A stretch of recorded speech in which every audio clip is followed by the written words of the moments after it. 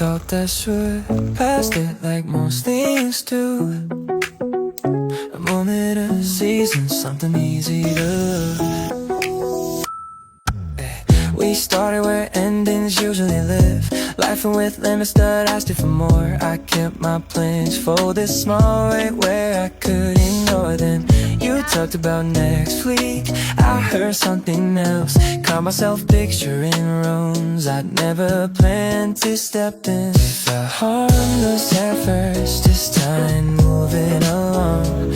Funny how comfort starts proving you right.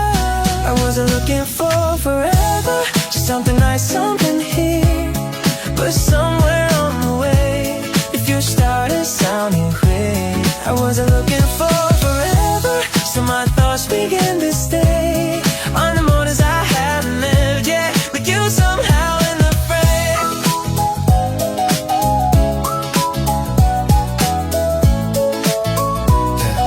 I notice how often I wonder what you think of small things, the way my days stretch forward like they're waiting for something. I still say let's not rush, still smile like it's the same, but my mind keeps drifting a few steps ahead of my claims. I never asked this to change, still it did.